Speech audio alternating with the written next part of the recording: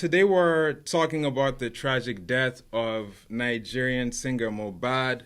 There have been many allegations and rumors surrounding his death, but few answers. That's why we're here with investigative journalist David Hundeyin, author of the book The Jungle, A Personal Journey with the Enfant Terrible of Nigerian Journalism. David is known for his fearless reporting on corruption and injustice in Nigeria. He's the perfect person to help us shed some light on this case. David, thank you for joining me today. Thank you for having me. So, David, there are many mysteries surrounding the death of Mohbad. What can you tell us about the case? Um, I can tell you the same thing the police can tell you. However, suffice to say that this is an artist who apparently was much loved on the streets, who had many public issues with his prior record label and management team before in the years and months preceding his death, and whose death is now, I think, known to have occurred under suspicious circumstances. The police have announced that they're treating it as a murder investigation. There's all sorts of bizarre twists in the story. So, starting from the fact that there's actually a picture of the corpse of Mohbad inside the casket, with his neck at an obtuse angle, with his head at an obtuse angle to his neck, like snapped at a 90-degree angle, in a coffin that was clearly too small. So there are all sorts of questions about what exactly happened. Now, what we do know for a fact is several people have come out, several artists who were friends of his or who were part of the record label that he was signed to, the so-called Malian Music, founded by the Nigerian artist Naira Marley. And they have had all sorts of things to say. Some have been confirmed, some are still in the realm of the unbelievable. So they're just allegations. So I don't think it's everything we can repeat here. But what we do know is that in the month prior to the death of Mohbad, he was the subject of an intense campaign of bullying and thuggery at the hands of people that are known to be close associates of Naira Marley. Now, why this is interesting, I think, goes back to the question of who exactly Naira Marley as a person was. Now, in his prior iteration, he was known to be a roadman, as they're known in the UK. A roadman is essentially a slang for a drug dealer, somebody who makes money on the road, either by being a drug dealer or by being a thief. So he claims to have been arrested up to 124 times in the UK. Obviously, we don't know how true that claim is. But certainly his prior iteration as a grime artist, sorry, not a grime artist, a drill artist in the UK, certainly portrayed the image of someone who definitely was living that kind of life. Not just the lyrics, the imagery, but also the fact that he regularly did, in fact, get into trouble with the law. Now, sometime in 2017 or 2018, for whatever reason, he made the decision to relocate to Nigeria permanently and basically try to make it as a music artist on the Nigerian music scene. So his entire musical style changed from being a sort of UK hip hop style to being a sort of Nigerian, generic Afrobeat style, which seemed to work very well. He became wildly popular and incubated a sort of cult of personality, which came to be known as the Malians, right? Now, the so-called Malians and the Malian Records, which was the record label he built around him, was well known for having a particular style that was sort of heavy on rejecting social norms, on being sort of stylistically rude, in quotes. He adopted the gang which he used to belong to in London, which was known as the No Manners Gang. That thing of no manners became a regular staple in his music and in his persona. So one of the things that the so-called Malians were known for was, for example, wearing trousers without belts, So there's like an extreme amount of sagging, and making generous references to drugs and alcohol and substances in their music. And it was wild, it was fun, it was reckless, but it seemed like it was just entertainment.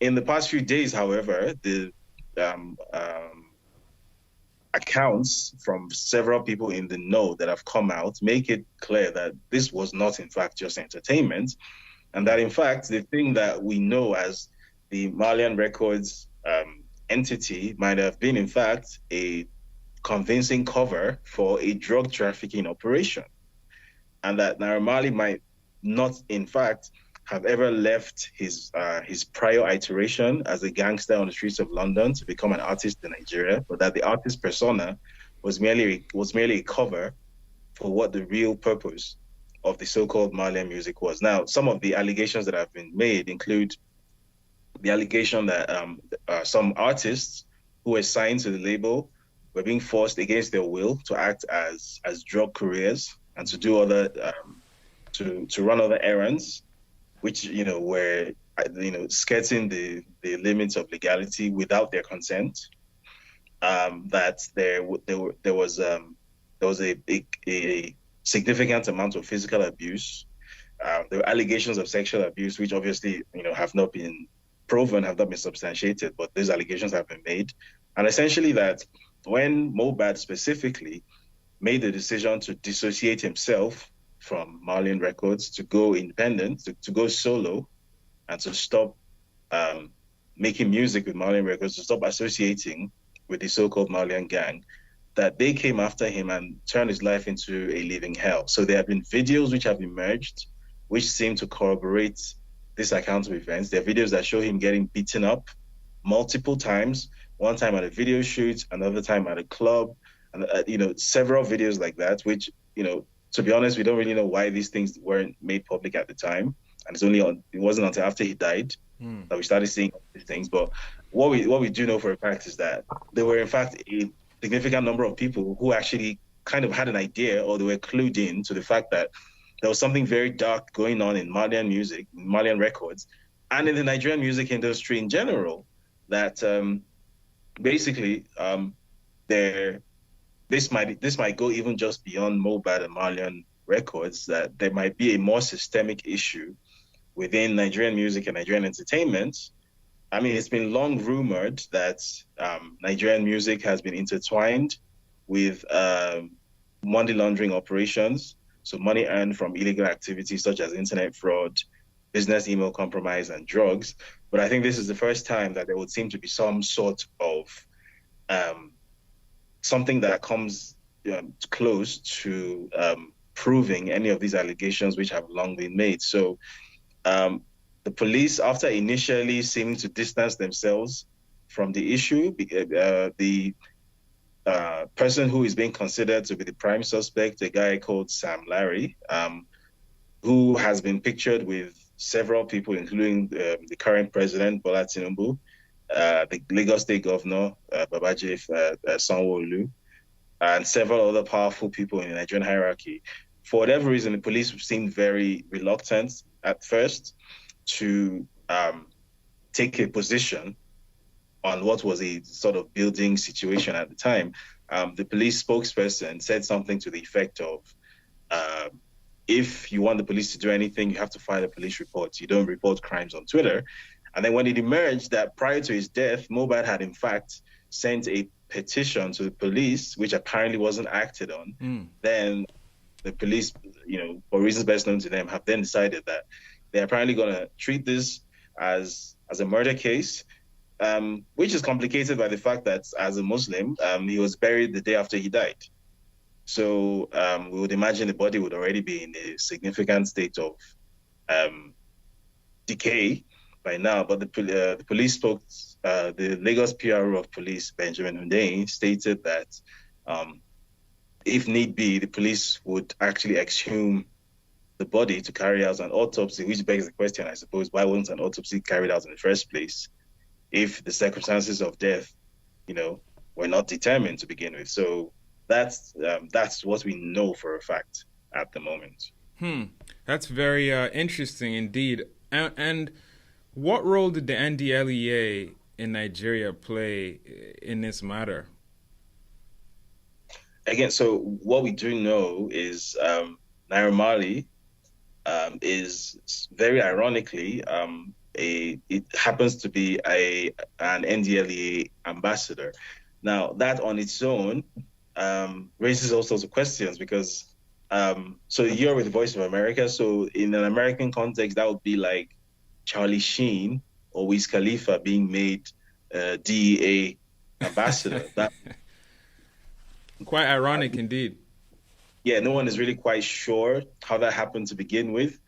But over and beyond that, there's the allegation that apparently a tactic for getting people to fall in line if they didn't necessarily want to do the things that were asked of them at Marlian Records was to essentially ply them with drugs against their consent or against their will, maybe spike their drinks or their food, and then, call the NDLEA on them and basically set them up, basically, and present them as drug addicts or as crazy, something like that. And in this case, it would seem that something similar did in fact happen to Mohbad because on at least one occasion, I think this happened last year when the breakup with Marlian Records was first becoming a public issue.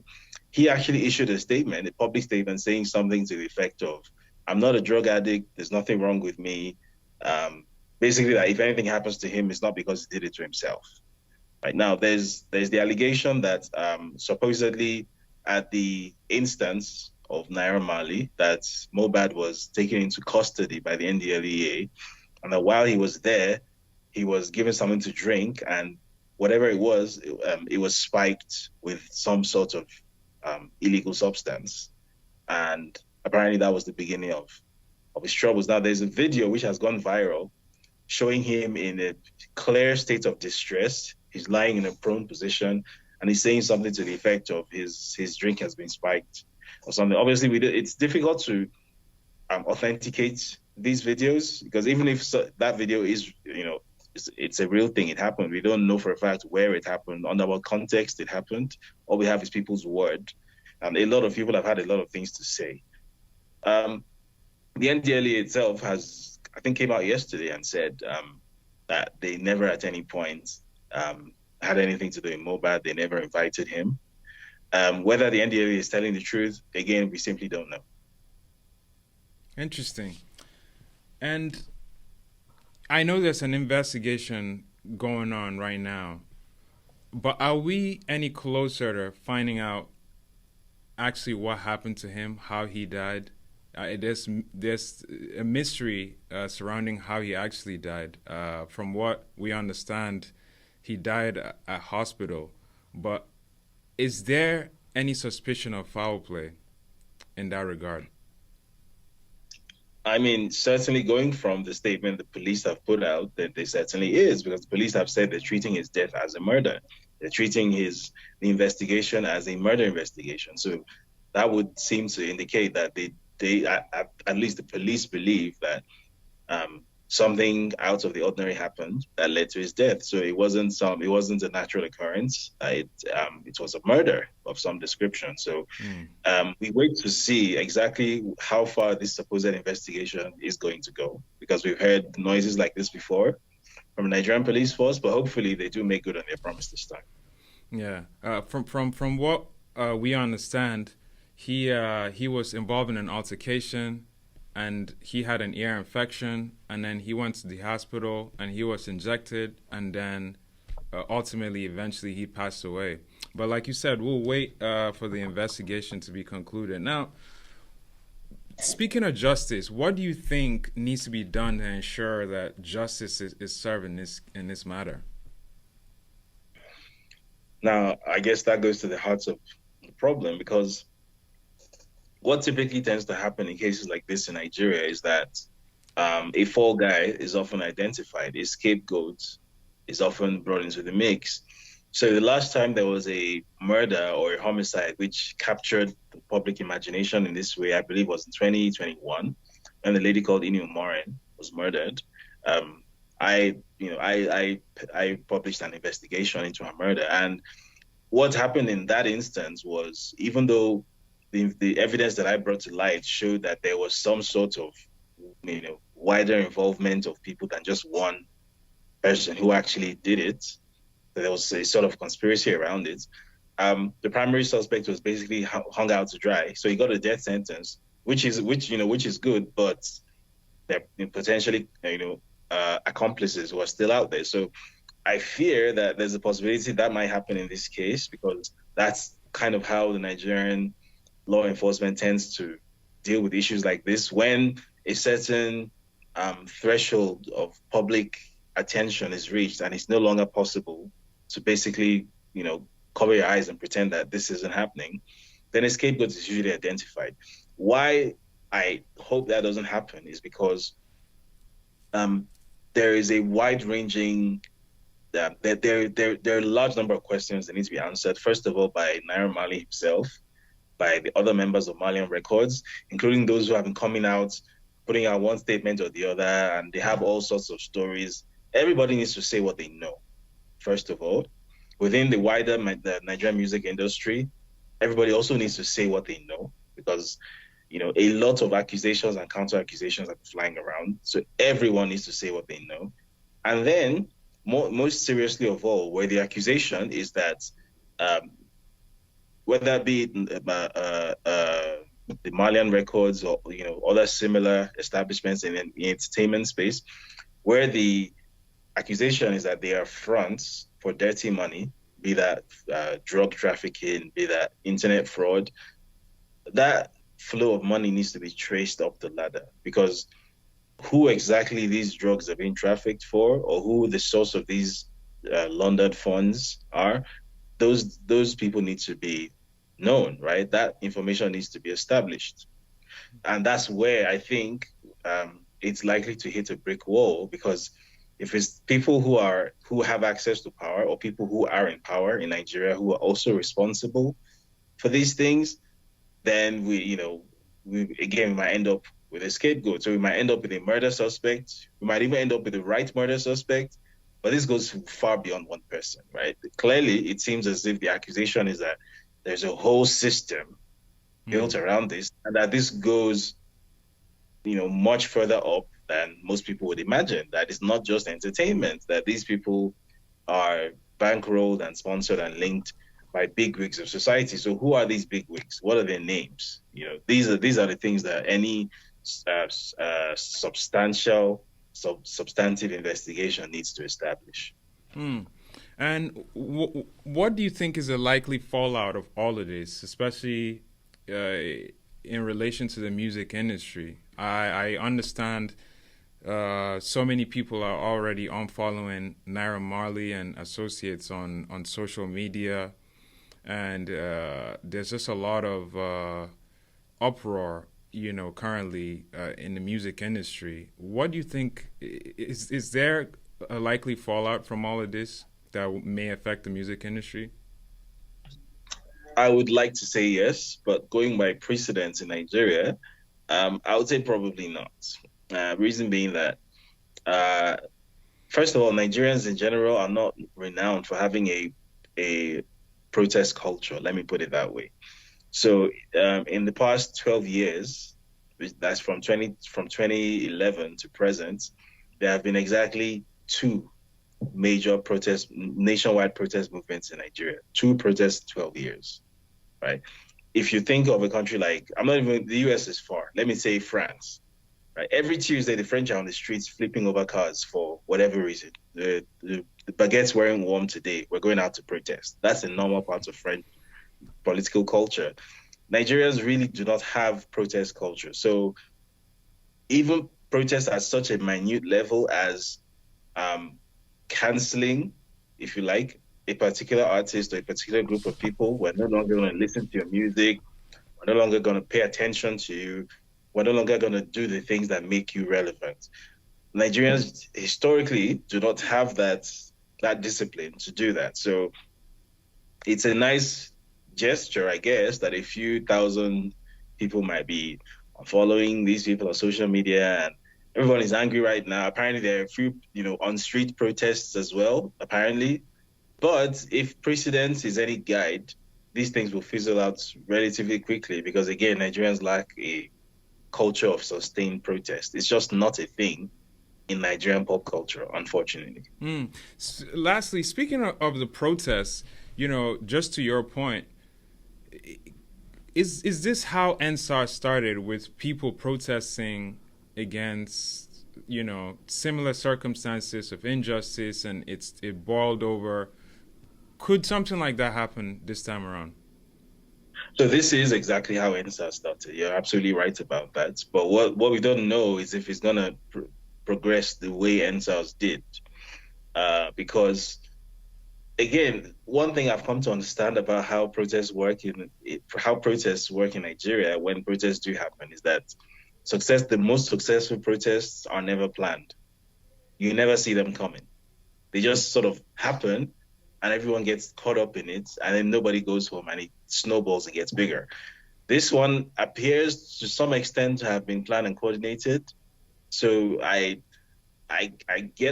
hope I'm wrong. I really do hope I'm wrong, but I get the feeling that once people feel that they've sufficiently let their voices be heard, everybody's going to go home this time around. I don't think it's going to be like NSAS. I hope I'm wrong. I would be very, very happy to appear on this show again and say I was wrong. Hallelujah.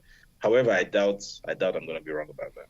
So, what message do you have for young people in Nigeria who are grieving Mohbad's death, but in general who want their voices to be heard?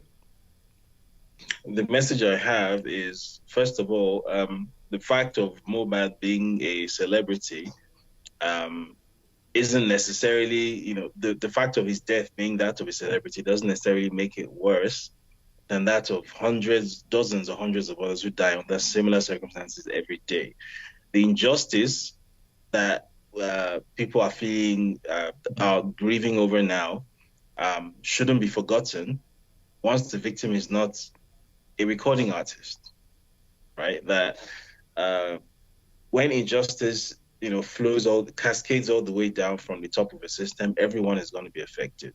There's no way to insulate yourself from it, even if you are an internationally known recording artist, right? So Nigerians should understand that the window to justice, or the door to obtaining justice, never actually closes. At any point in time, Nigerians can decide, if they so wish, to ensure that their voices are heard, such that the circumstances that led to the death of Mohbad, be it the way the music industry is structured, be it the people who are on top of the visible people in the music industry, the so-called bigwigs of society, who have wealth without enterprise because the wealth actually comes from illegal activities, and those people are politically linked. At any point in time, the young Nigerians can make that system topple over at any point in time if they so wish. The reason that system is able to continue eating people who are unfortunate enough to be eaten by it, including people like Mohbad, the reason that continues to be a thing is because young Nigerians haven't yet made the decision to change things. If at any point, I always tell people that the total strength of Nigeria's armed forces, including police, including reservists, including the NSCDC, I'm even going to throw in the FRSC here, anybody that wears a uniform in Nigeria, if you're lucky, maybe it's like 500,000 people.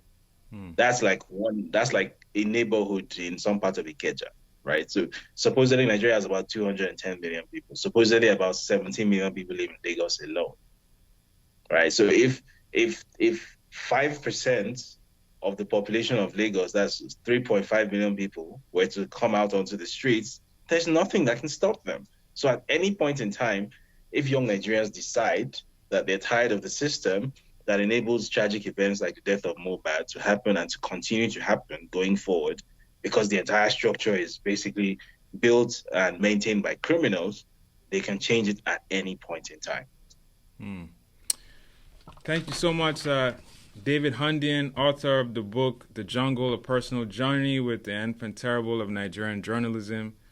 I appreciate you coming on to talk to me today. Thank you so much. Thank you very much for having me.